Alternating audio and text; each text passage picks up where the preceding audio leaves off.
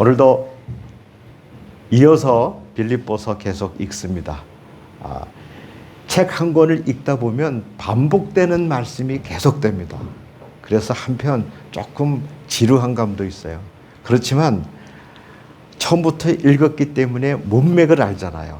그래서 어떤 단어와 어떤 개념을 정확하게 이해할 수 있습니다. 만약에 오늘 이 본문을 빌립보 문맥과 관계없이 읽으면 여러 가지 다른 설교를 할 수 있어요. 예를 들어서 오늘 등장하는 그들, 오늘 등장하는 그리스도 십자가의 원수들, 그들이 누구인지 우리가 마음대로 이야기할 수 있어요. 우리 상상 속에서 말할 수 있어요. 하지만 빌립보서를 1장부터 읽어오니까 그들이 누구인지 알게 되잖아요. 그렇죠? 그리고 표대를 향하여 달려가자 했는데 우리가 빌립보서를 1장부터 읽지 아니하면 그 표대가 무엇인지 우리 마음대로 이야기할 수 있어요. 그래서 인간적인 성공, 출세, 자기의 꿈 모든 것을 표대에 적용할 수가 있어요. 그렇지만 빌립보서를 1장부터 읽어오니까 그 표대가 무엇인지 우리가 정확히 알잖아요. 그래서 책 한 권을 읽는 것이 중요합니다. 이제 빌립보서 3장 맞춰가죠. 오늘 나를 본받아라입니다. 예. 그래서 follow me입니다. 우리 다시 한번 읽죠. 오늘 말씀을 세 구절로 나눴습니다. 세 구분이죠. 첫째는 나를 본받아라 17절이고요. 18절부터 19절의 말씀은 땅의 사람들을 본받지 말라 그 말씀이고, 세 번째는 하늘의 사람들을 본받아라 이렇게 됩니다. 그래서 먼저 17절을 함께 읽죠. 우리 형제들아 있지만 항상 형제들아 자매들아 그렇게 읽습니다. 읽죠. 형제들아 너희는 함께 나를 본받으라. 그리고 너희가 우리를 본받은 것처럼 그와 같이 행하는 자들을 눈여겨보라. 그래서 나를 본받아라. 이 말씀 우리가 다시 한번 살펴보죠. 함께 나를 본받아라. 이것도요. 우리가 헬라어를 살펴보면 참 재밌어요. 쉬워요. 숨, 우리 영어로 심, 함께이잖아요. 미메타이, 미믹 하면 모방하다, 카피하다. 그렇죠? 그렇기 때문에 함께 나를 본받아라 이 말은 함께 모방하는 자가 되라 그 말입니다. 동반, 함께, fellow, imitator가 되라. 나를 모방하라. 그 말도 되고요. 또 한편 함께 따라와라. 그러니까 follow를 추종자 그러면 좀 이상해요. 따르는 사람들이 되라. 함께 따르라가 됩니다. 따르라. 이것은 따르다가 되죠. 함께 따르라가 됩니다. 그래서 영어 성경을 소개하면 이게 NAS는 New American Standard 성경인데요. 새로운 미국 표준 성경이 되는 거죠. 여기서는 이렇게 번역을 했어요. 즉 나의 본을 따르는데 함께하라. Join in following my example 라고 번역했고요. 우리 킹 제임스 버전, 소위 흠정역이라고 하죠. 그것은 be followers together of me. 함께 나를 따르는 자들이 되라고 번역했습니다. 그래서 우리가 모방하다, 따르다, 카피하다입니다. 그러니까 본받아라 하면 내가 본이니까 내가 본이 되니 나의 본을 따르라 이렇게 할 수도 있지만 아주 쉽게 이해하면 나와 함께 가자 그 말입니다. 내가 앞장서니 나와 함께 가자 그 말입니다. 우리가 나를 본받아라 그러면 잘못하면 저 사람 너무 건방진 거 아니야? 자기가 무슨 권위로 무슨 능력으로 나를 본받아 그럴 수 있냐? 할 수 있잖아요. 내가 모델이다. 나를 본받아라. 그런 의미보다는 내가 가는 길에 너희들도 함께 가자. 동참해서 함께 가자. 그 의미가 되는 겁니다.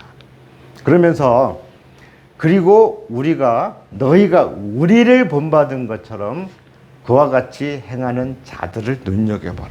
그러니까 나를 본받아라, 나를 따르라고 했지만 나만 따르는 것이 아니라 우리를 본받은 것처럼 하면, 물론 바울과 그 에바브로디도와 디모데를 이야기할 수 있지만 사실은 더 넓게요. 더 많은 사람이 있다는 겁니다. 즉 그리스도를 따르고 오직 그리스도만, 오직 주의 은혜만 가르치는 사람들이 있으니 그 길을 우리가 함께 가자, 그 말이 되는 거죠. 그러면서 그와 같이 행하는 자들이 또 있다는 거죠. 나만 있고 우리 주변에 있는 몇 사람들만 아니라 그런 사람들이 많이 있으니 그들을 눈여겨봐라, 관찰하라, 그 말이 되는 것이죠. 그러니까 함께 나를 본받아라, 이것은 표대를 향하여 계속 달려가자인데, 함께라는 말을 왜 썼습니까? 우리를 왜 사용했습니까? 또 이와 같이 행하는 자들이 있다, 그들을 눈여겨보자. 하지만 나 혼자가 아니다. 하지만 너희 혼자도 아니다. 함께 달려가는 그들을 눈여겨보자. 그래서 우리 함께 가자, 그런 의미가 되는 것이죠. 그래서 성경 공부하는 즐거움이 있다는 겁니다. 제가 어떤 예화로, 어떤 논리로 여러분들을 감동시킬 수 있겠습니까? 그런 감동은 일시적인 거잖아요. 그러나 말씀을 읽어가면서 발견하는 이 즐거움은 참 오래 갑니다. 여러분도 저와 같은 이런 기쁨이 있기를 바랍니다. 나 혼자만 즐거워하면 좀 그렇죠? 네. 그래서 우리 18절, 땅의 사람들을 본받지 말라는 말씀이죠. 함께 읽을까요? 내가 여러 번 너희에게 말하였거니와 이제도 눈물을 흘리며 말하노니 여러 사람들이 그리스도의 십자가의 원수를 행하느니라. 우리 17절에서는 바울이 참 용감하죠. 용기 있게 이야기를 했는데 여기서는 갑자기 눈물을 흘리며 말합니다. 애통하다는 거죠. 아프다는 거죠.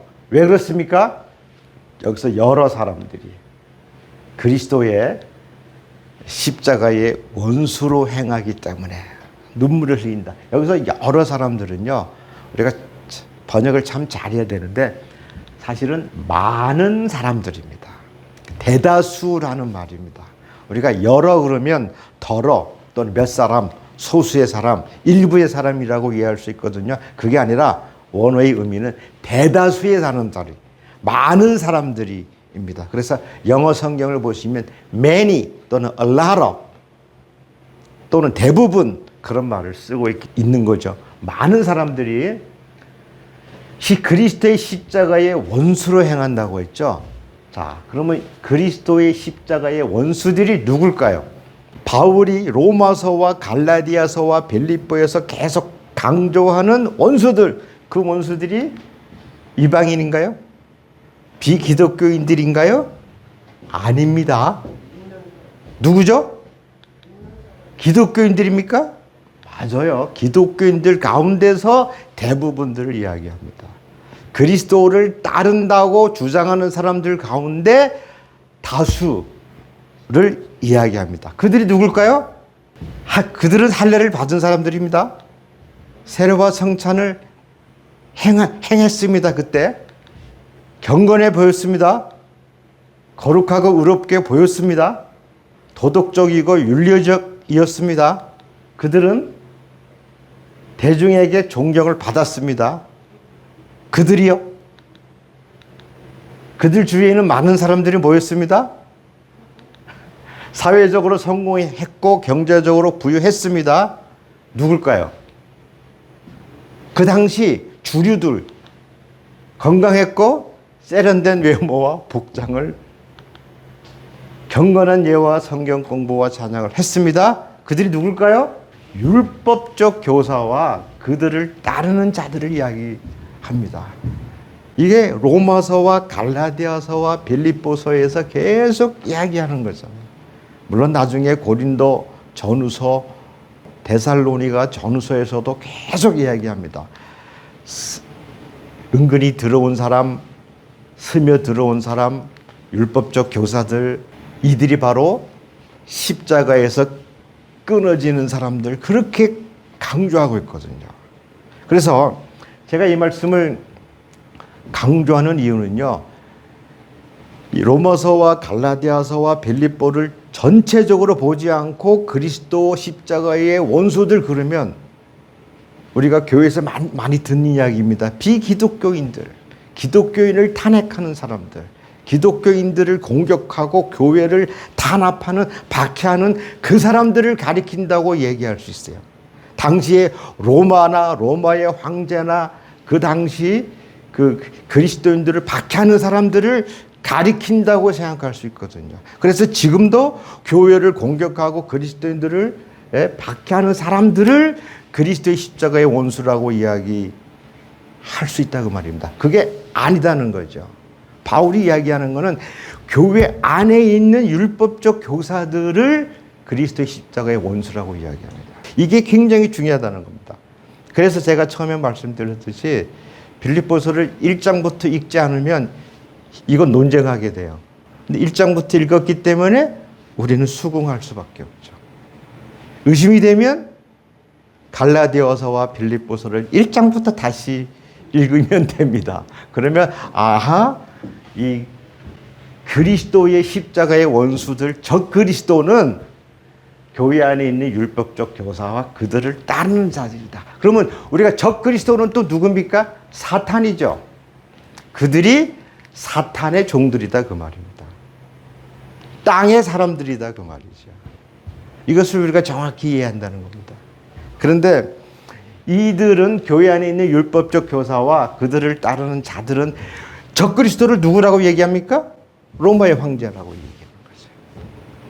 교회를 박해하는 사람들이 적그리스도라고 얘기하는데 자기들은 아니다. 근데 바울이 얘기하는 건 너희들이 바로 그리스도 십자가의 원수들이다. 우리가 이 이야기를 더 이제 이야기하죠. 즉 율법적 그리스도인들이 그리스도의 십자가의 원수들이다 그 말입니다. 굉장히 중요한 개념입니다. 이게 거짓 성도라고 얘기하죠. 네. 겉으로는 기독교인이나 사실은 그들이 적그리스도다 그 말입니다. 자, 오늘에도 있을까요? 항상 있습니다. 그들은 영원히 있을 겁니다. 왜? 적그리스도는 영원히 있습니다. 그리고 적그리스도는 멋있습니다. 세련되어 있습니다. 누가 이렇게 얘기하더군요. 지금 사탄이 만약에 나타난다면 어떤 모습으로 나타날까요? 진짜로 우리가 만화나 그림 속에 보듯이 뿔 달리고 손톱 길고 이에서 피가 흐르고 눈이 독사같이 생긴 그런 모습으로 사탄이 나타날까요? 아니죠. 아주 멋있는 모습으로 세련된 모습으로 나타날 겁니다. 조금 전에 제가 표현했듯이 율법적 그리스도인들이 항상 있습니다. 이들이 누구라고요? 바로 번영복음, 번영 기독교인들입니다. 왜 그럴까요? 이 번영은요, 모든 종교의 가르침이잖아요. 제가 자꾸 반복합니다. 세상 종교가 다 번영을 이야기하죠. 구약 성경에서 바알 종교, 바알 신앙을 뭐라고 이야기합니까? 풍요와 다산의 종교라고 이야기하잖아요. 그러면 풍요와 다산의 종교가 아닌 종교가 어디 있어요? 모든 종교가 번영을 구한단 말입니다. 뭐 어느 종교나 다 마찬가지죠. 그럼 기독교도 똑같은 메시지를 전한다면 기독교를 일반 종교로 낮춰버리는, 일반 종교와 같은 수준으로 비하시키는 행위다 그 말입니다. 그러니 이게 사탄의 일이잖아요. 그냥 기독교를 일반 종교와 똑같게 만들어버린 거죠. 그러니까 사람들이 뭐라 그럽니까? 불교나 기독교나 뭐 천주교나 다 똑같지 않아? 다 똑같은 거잖아.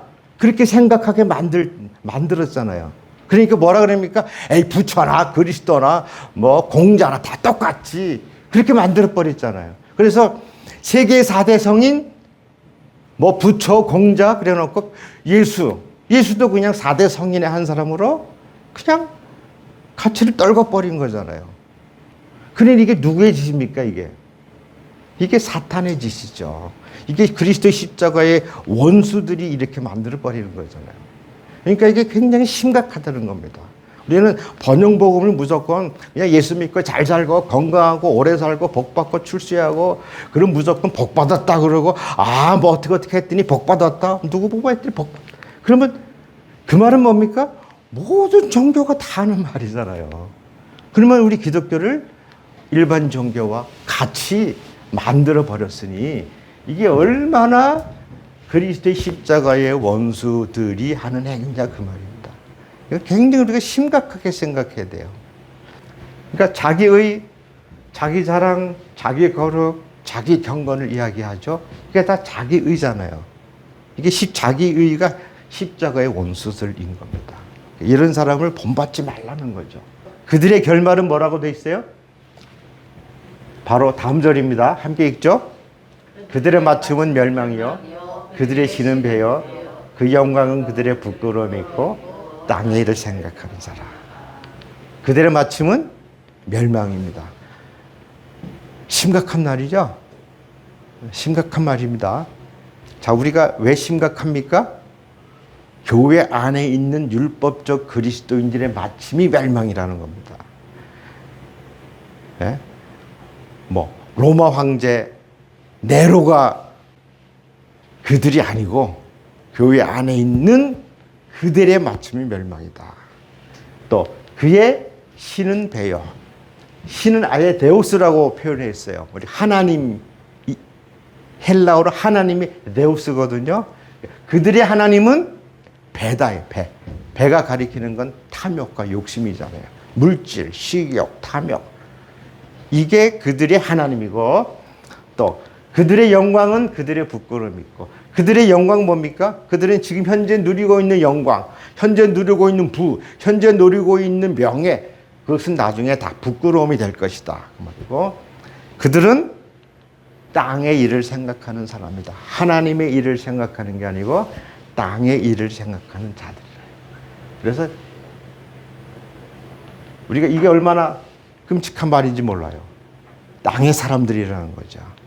그러면 율법적 기독교인들이 땅의 사람들입니다. 번영적 기독교인들이 땅의 사람들입니다. 근데 이들은 탐욕과 정욕에 이끌려 사는 사람들인데 우리가 질문을 할 수 있잖아요. 바울이 왜 이렇게 끔찍한 표현을 사용했을까? 좀 끔찍하지 않습니까? 기억하세요? 첫째, 그들의 마침은 멸망이다. 그들의 하나님은 배다. 그들의 영광은 그들의 부끄러움이 될 것이다. 그들은 땅의 일을 생각하는 사람들이다. 그리고 얼마나 심각하고 끔찍한 표현입니까? 바울이 왜 이렇게 표현했을까요? 우리가 질문해야 됩니다. 그러면 갈라디아서 5장 17절 21절 말씀을 우리가 한번 생각하면서 질문해보죠. 17절 함께 읽을까요? 육체의 소욕은 성령을 거스리고 성령은 육체를 거스리나니 이들이 서로 대적함으로 너희가 원하는 것을 하지 못하게 하라.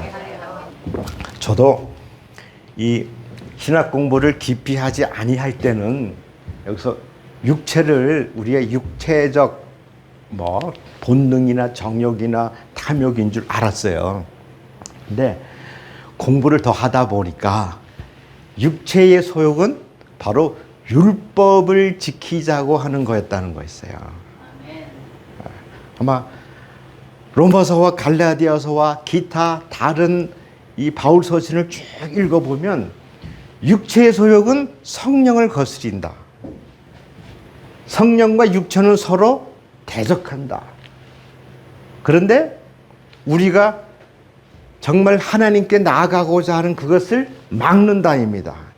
뭐가? 18절 읽어보죠. 너희가 만일 성령이 인도하시는 바가 되면 율법 아래에 있지 아니하리라. 이 말은 이제 율법에 따르지 아니한다는 거죠.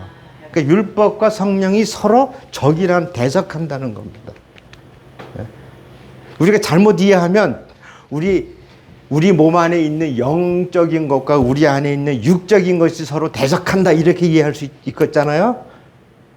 저도 한때는 그렇게 이해했어요. 근데 그게 아니고 정말 오직 은혜로 오직 그리스도 오직 십자가만을 따르려고 하는 그것은 성령님께서 이끄는 길이고 그게 아니고 율법도 지켜라.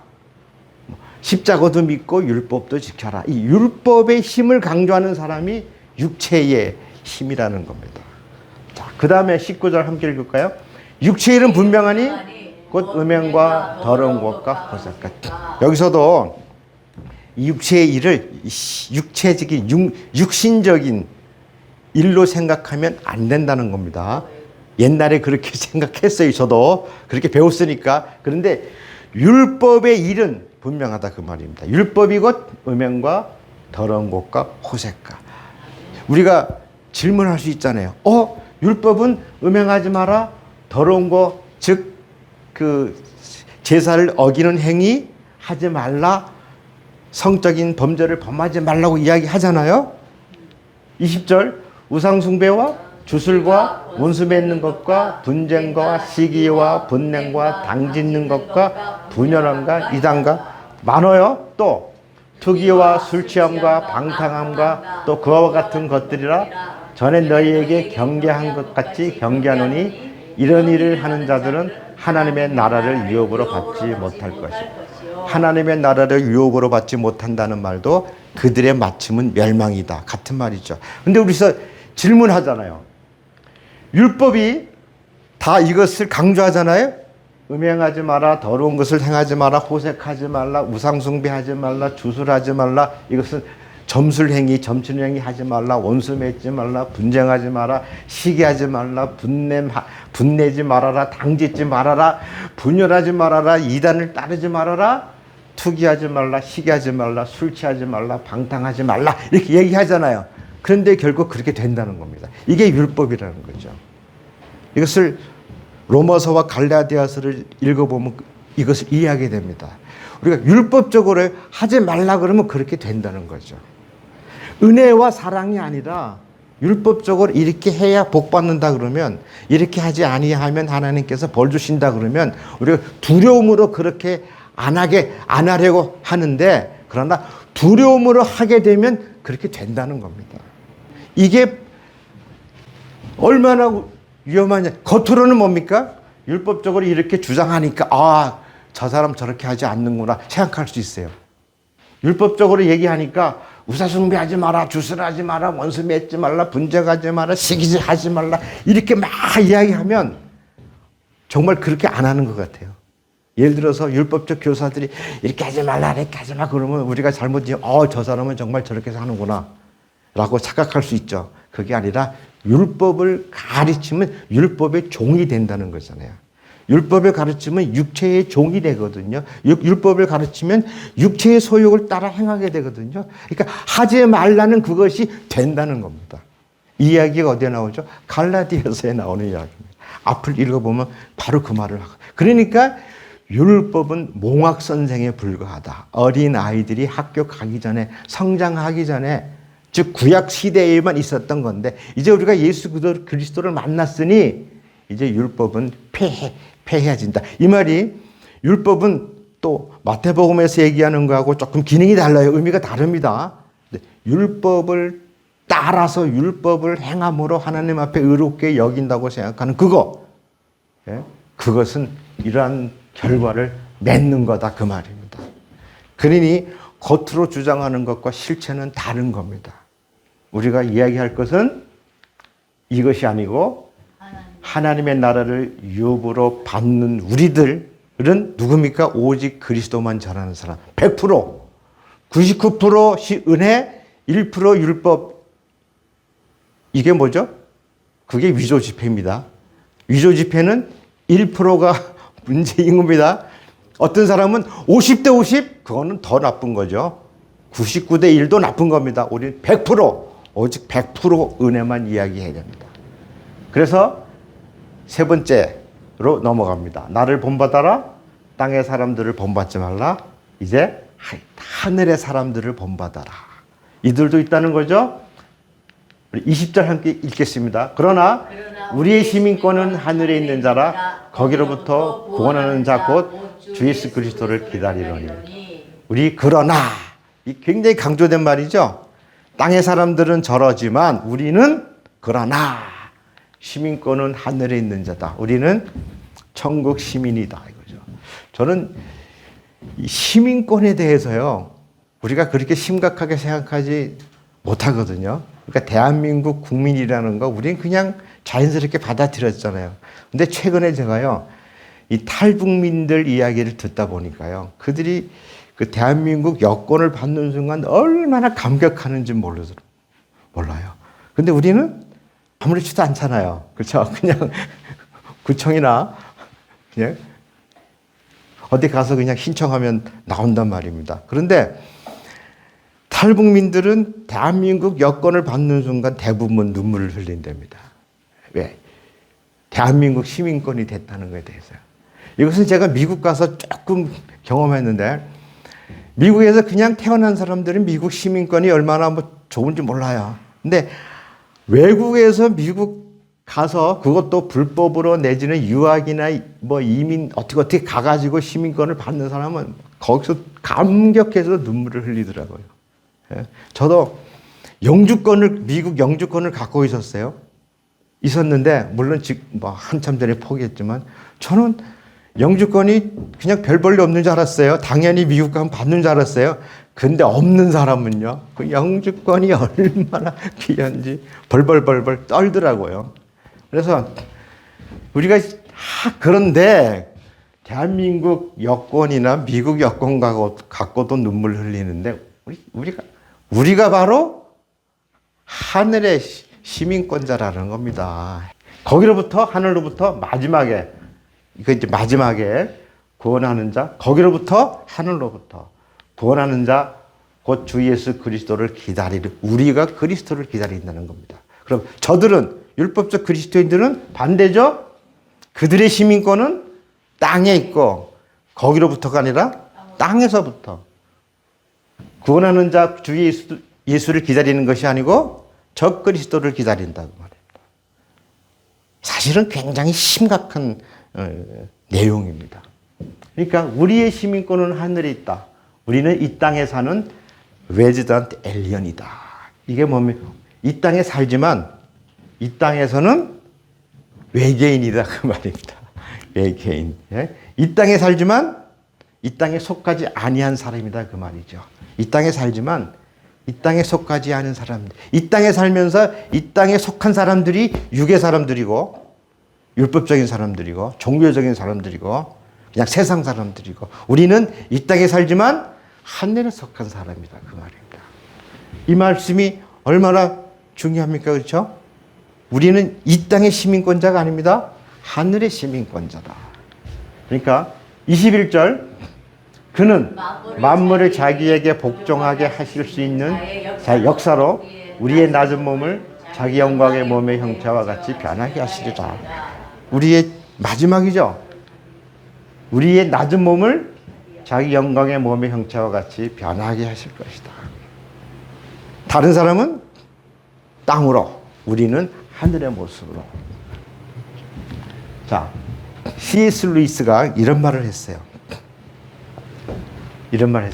한번 읽어볼까요? 우리가 마지막 날에 하나님 앞에 서게 될 때 외형적인 모든 장점들과 단점들은 모두 녹아 없어질 것이고, 우리의 진정한 모습, 우리의 진정한 자, 하나님의 뜻에 대한 순종인가 불순종인가를 결정하는 진정한 나만 남게 될 것이다.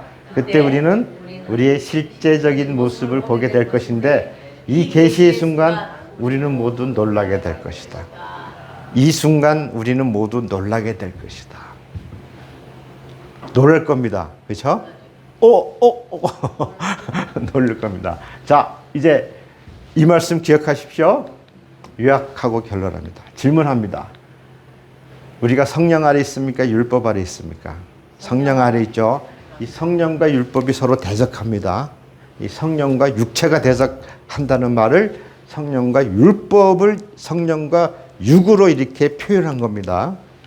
두 번째, 그리스도의 십자가의 원수들은 지금도 있고 앞으로도 있을 것입니다. 그들은 율법을 가르치는 사람들입니다. 그리스도를 가르친다고 하면서, 복음을 가르친다고 하면서 종교를 가르치는 사람들이고, 그래서 기독교를, 우리 그리스도에 대한 신앙을 일반 종교로 그냥 타락시킨 사람들인 거죠. 오직 은혜를 따르는 우리가 하늘의 시민권자들이다. 이 말씀을 오늘 꼭 기억하십시다. 오직 은혜만, 우리 율법으로, 우리의 공로로, 우리의 행위로 우리가 하나님 앞에 뭔가 얻을 수 없습니다. 아무것도 얻을 수가 없습니다. 오직 은혜로 살아가는 거죠. 은혜로 구원받았고 은혜로 거룩하게 되고 은혜로 하나님과 동행하는 겁니다. 우리가 이 세상에서 갖는 거, 얻는 거 모두 다 은혜일 뿐이죠. 우리가 뭐 해서가 아닙니다. 그렇게 믿는 우리가 하늘의 시민권자라는 것을 우리가 진지하게 생각할 수 있길 바랍니다. 우리 사람의 관계에서도 마찬가지인데 친구의 관계도 뭐 가족이나 부부나 뭐 사람의 관계에서 어느 한쪽이 계속 선물을 요구하면 그리고 어느 한쪽에서만 계속 주기만 하고 어느 한쪽은 계속 받기만 하고 받는 사람은 계속 달라고 요구하고 주는 사람은 계속 주기만 하고 그런 관계가 오래 가겠습니까? 오래 안 가죠. 그럼 어떤 관계가 오래 갑니까? 그죠? 둘이 함께 있는 게 좋은 관계. 뭐 물건이나 뭔가를 주고받는 게 아니고 요구하고 달라가 아니고 그냥 둘이 함께 있으면 좋은 관계. 이게 진짜 좋은 거고 오래 가지 않습니까? 하나님과 우리의 관계도 그렇다는 거죠.